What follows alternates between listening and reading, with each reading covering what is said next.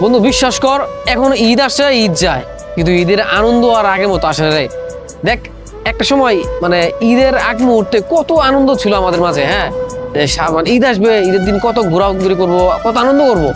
অথচ এখন দেখ, ঠিক এই বর্তমান সময়টা দেখ, ঈদ আসে ঈদ যায়, কিন্তু ঈদের আনন্দ আগের মতো পাওয়া যায় না।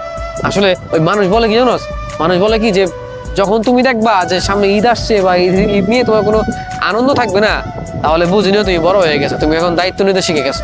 আসলে বিশ্বাস কর, দেখ এখন কিন্তু মানে ঈদের সে আগের মতো অনুভূতি পাওয়া যায় না।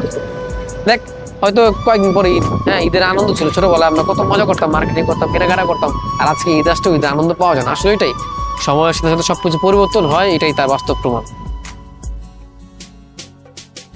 ঈদ তো প্রতি বছরই আসে, কিন্তু এখন আর ঈদের আনন্দ আসে না। খুব মিস করি সেই দিনগুলো, যে দিনগুলোতে কতগুলো মানুষ কাছে ছিল, যারা পাশে ছিল।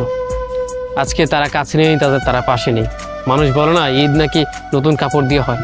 আরে ভাই, ঈদ নতুন কাপড় দিয়ে নয়, আপন মানুষ দিয়ে হয়। অথচ এই মানুষগুলো আজকে কাছে নেই। এখন প্রতি বছরই ঈদ আসে ঈদ যায়, কিন্তু সেই আনন্দটুকু আর পাওয়া যায় না। হয়তো একটা সময় যে আনন্দ হাসি খুশি আমি ছিলাম, আজকে হয়তো সেই আনন্দ বা সেই হাসি মাখার চেহারা আমার মাঝে নেই।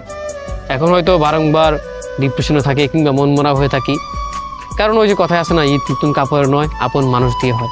আর এই আপন মানুষগুলোকে ছাড়া ঈদের আনন্দটা কেন যেন ভাগাভাগি হয় না। বা সময়ের ব্যবধান এটাই দেখা যায় বা এটা বোঝা যায় কি, যে কাছের মানুষ বা যারা পাশে ছিল, প্রিয় বন্ধু হোক বা পছন্দের মানুষ হোক, যাদের সাথে ঈদের আনন্দ ভাগাভাগি করা যেত, আজকে এরা কাছে নেই কিংবা পাশে